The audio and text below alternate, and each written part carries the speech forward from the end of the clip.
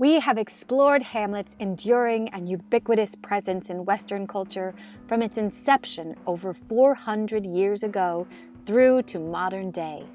We then investigated some of the tools and techniques that actors use when preparing to play a role like Hamlet, including how to look for clues in Shakespeare's words, map out his characters' thoughts, and identify changes in those characters by tracking their use of language both in individual scenes and the story as a whole. We concluded our survey of the two-part formula of analysis and interpretation by interviewing two actors who'd recently played Hamlet about their preparation for and interpretation of the character. In our final installments of this series, we will delve deeper into the discoveries and challenges of an actor approaching Hamlet, as Quinn Matfeld takes us through his experience playing the Prince of Denmark in the 2019 production at the Utah Shakespeare Festival, directed by Brian Vaughan.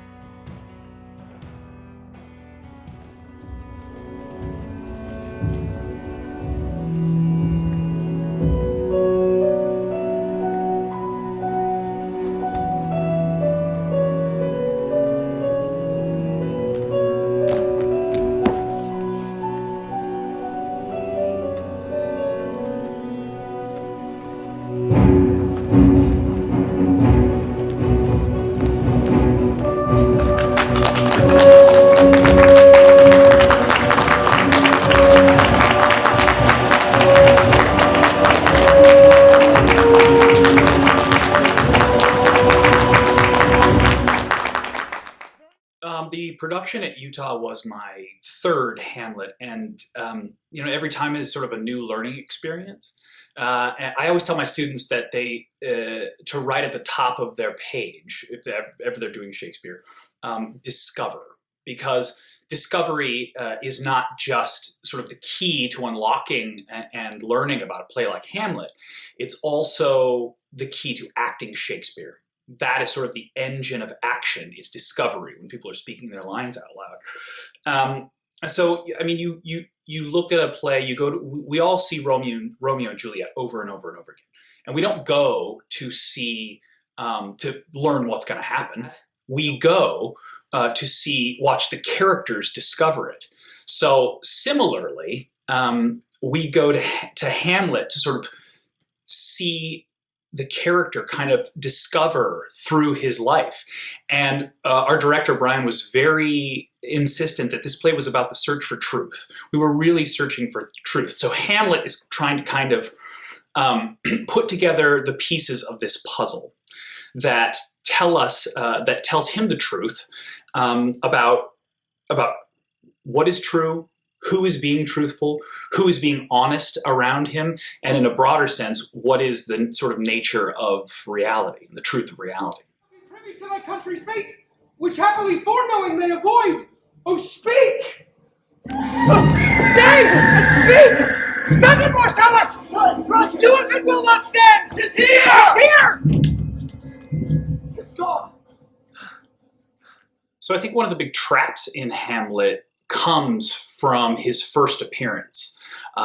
We see the celebration of a wedding party, and everybody is there having a good time, and Hamlet is standing in the corner dressed in black. This is where we sort of see Hamlet as sullen and distant and inert and moody. We kind of get the emo Hamlet that is so frequent, and it's kind of a trope that I think doesn't serve actors, because that kind of energy changes for Hamlet very quickly. We have to remember as actors that the audience has just seen the ghost.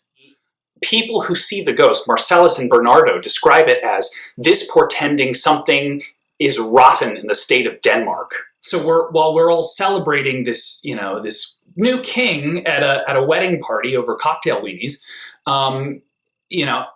Hamlet can't shake what his mother describes as the clouds that still hang on him.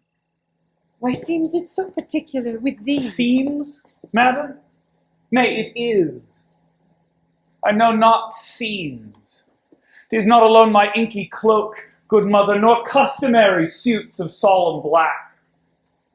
A windy suspiration of forced breath, no, nor the fruitful river in the eye, nor the dejected havior of the visage, together with all forms, moods, shapes of grief that can denote me truly, these indeed seem. For they are action. If you look at those given circumstances that Laura and Maurice talked about in their interviews, Hamlet just left university and he returned home to go to his father's funeral, and he finds out that his mother has remarried, basically in 2 months, in a little under 2 months, and all he wants is to go there, get this over with, and go back to school. That house that he lived in is not a place of welcome anymore. It's not his home. It's a tomb for his father.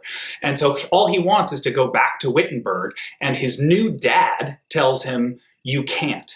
And his mother says, we don't want you to go. We want you to stay here. So he's trapped here. No wonder he's in a bad mood. And it makes sense that you then see a lot of his anger and his hostility and his sadness, his deep melancholy in that first monologue, which is to solid flesh. Oh, that this too solid flesh would melt, thaw, and resolve itself into a dew. A dew.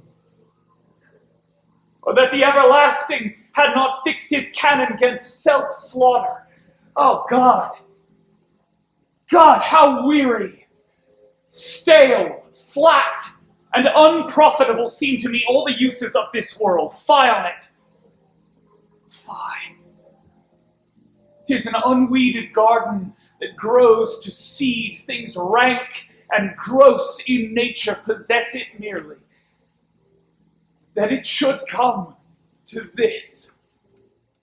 If you look at the words that Hamlet uses in the speech, he describes the world as an unweeded garden with full of things that are rank and gross in nature. There's kind of the idea of overgrowth, almost cancerous, digging into the world. And he describes the behavior of his mother as that of a beast. If you look at Hamlet's thoughts, they're jagged, they're unbalanced. There are many more of them than in most speeches. There's about 9 or 10, whereas To Be or Not to Be has around 4 or 6, depending on how you sort of divide it. That tends to indicate there's a lot of distress in his thoughts. That he has a lot of lines that end in the middle of the verse and start again. A lot of starts and stops, asking himself questions, and he keeps saying, "Must I remember?" as if he's kind of tortured by his thoughts. A couple of lines that are virtually monosyllabic. He especially ends very much so, where Shakespeare tends to indicate that is of a deeper significance or meaning for the character, that what they're saying, oftentimes for actors, it means slow down. But at that last couplet, what he's saying is something that is really the core of where he's at. It is not, nor it cannot come to good, but break my heart, for I must hold my tongue. So Hamlet is kind of instinctively here where the audience is, and this is where a lot of the trope of the Moby kind of Debbie Downer Hamlet comes from. But then something really significant happens. My father, methinks I see my father. Where, my lord? In my mind's eye, Horatio. I saw him once. He was a goodly king. He was a man. Take him for all in all, I shall not look upon his like again. My lord, I think I saw him yesternight.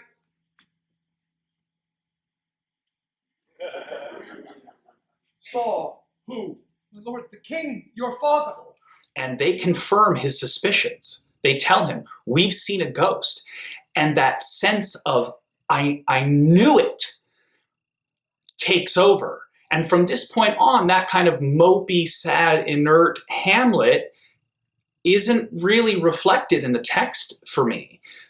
This is really where everything changes. I shall the effect of this good lesson keep as watchman to my heart. But good my brother, do not, as some ungracious pastors do, show me the steep and thorny way to heaven, whilst, like a puffed and reckless libertine, himself the primrose path of dalliance treads, huh? And recks not his own reed. Oh, fear me not. The next scene we see is a domestic scene with the other family that is in the play of Hamlet. It's Polonius's family, and it opens with Laertes and Ophelia together alone. Laertes is about to leave town, and he's lecturing Ophelia about how to be a chaste woman, and his lecture kind of falls flat on her because she points out his hypocrisies and says, but you need to practice all the things that you preach. And it's comical and friendly and loving between them, and it's just showing Shakespeare has an appreciation for the equality of these two characters. And the tone of that scene quickly changes when Polonius enters. I would not, from this time forth, have you so scandal any moment's leisure as to give words or talk with the Lord Hamlet. Look to it, I charge you. Come your ways. I shall obey, my lord. She says, I shall obey, my lord, which is a really interesting line for us to explore as actors, because usually Shakespeare's writing in an iambic pentameter, and in this case, he does not include the 10 syllables that we typically see in a response. He is only using 6 syllables, and this particular line gives the actor the indication or the clue that maybe there's a hesitation in that response, or maybe there is something to fill after the words, and she's allowed to fill that with any kind of emotion that she feels appropriate for the scene. The next time we see Hamlet, he is on the battlements waiting for the ghost. And when it appears, Horatio and Marcellus say, do not follow it. This could be an evil spirit that's drawing you toward your death. And here's a really overlooked kind of part of the play where you don't, just watching it in 2020, we don't think about the fact that this is Protestant Denmark. And it's the play's being produced in Protestant England. This is a Protestant world. And here's a ghost. Ghosts don't exist in the Protestant faith. They're not a real thing. That's a Catholic thing. And so what Hamlet is seeing should not exist. So it makes sense that at first he doesn't trust it. Wicked wit and gifts that have the power so to seduce one to his shameful lust, the will of my most seeming virtuous queen. For me, I always found this clue in the ghost's language where Hamlet's doubt begins to crack.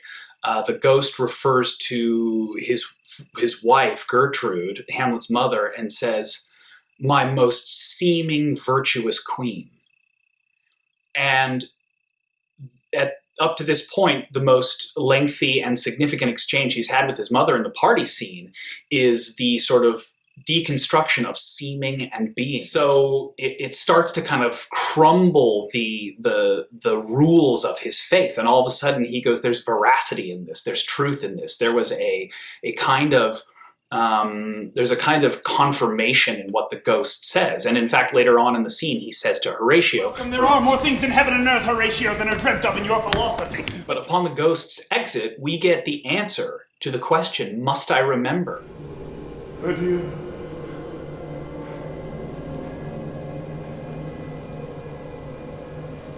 Remember me. Hold! Hold my heart! And you, my sinews, grow not instant old, but bear me stiffly up. Remember thee! I, thou poor ghost, while memory holds a seat in this distracted globe, remember thee.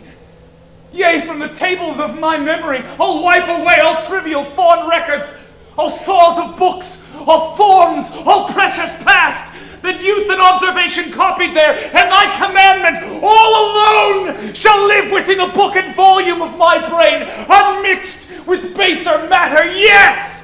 By heaven! There are 5 examples in this speech of what literary scholars call ekphonesis, which is, the cliche big O in front of something. But Hamlet has 5 of them in this speech, which tends to indicate a formless emotional output, which tells you where Hamlet's at. And at the end of the next scene, Ophelia runs into the room where Polonius is and tells him that she just had an interaction with Hamlet that was hard for her to comprehend. And Polonius decides that Hamlet must have been acting like a madman, which then motivates him to spy on Hamlet with Claudius in the next meeting that Hamlet and Ophelia have together, which propels the rest of the play. 2-2 is a behemoth for Hamlet. It starts with Hamlet and Polonius, their first interaction, or the introduction of Rosencrantz and Guildenstern to the play for Hamlet, and then, of course, the arrival of the players, which he then later uses to stage the Mousetrap, which is the name of the play that he performs in front of Claudius. But it also contains 2 very important speeches. I have of late, but wherefore I know not, lost all my mirth. Oh, what a rogue and peasant slave am I! For it cannot be but I am pigeon-livered and lack gall to make oppression bitter, or ere this I should have fatted all the region's kites with his slaves awful, bloody, bawdy, villain. Remorseless, treacherous, lecherous, kindless villain! Oh, vengeance!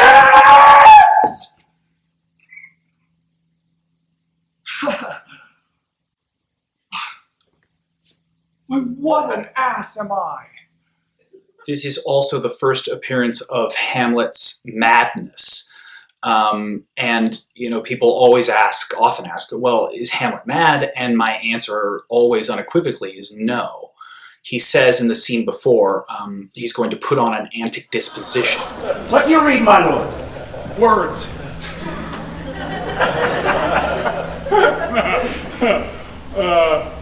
Words.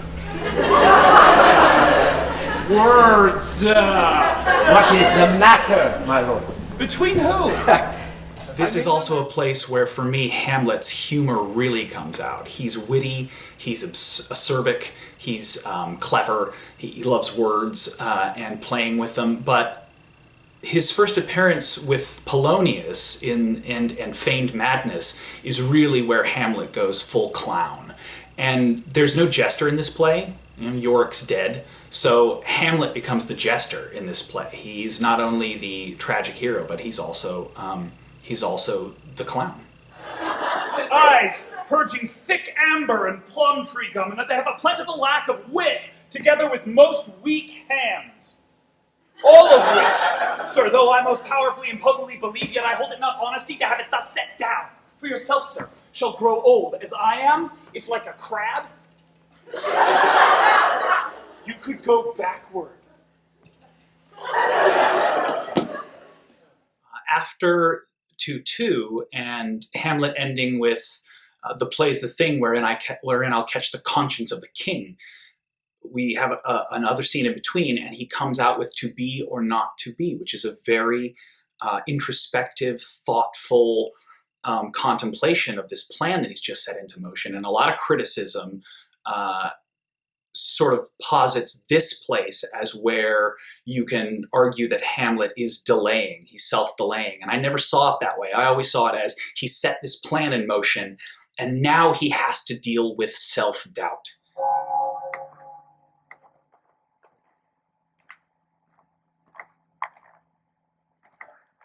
To be or not to be? That is the question. Whether 'tis nobler in the mind to suffer the slings and arrows of outrageous fortune, or to take arms against a sea of troubles and by opposing end them. To die, to sleep no more, and by a sleep to say we end the heartache and the thousand natural shocks that flesh is heir to, 'tis a consummation devoutly to be wished, to die, sleep, perchance to dream. Aye, there's the rub. Thus conscience does make cowards of us all. And thus the native hue of resolution is sicklied o'er with the pale cast of thought and enterprises of great pitch and moment. With this regard their currents turn awry and lose the name of action.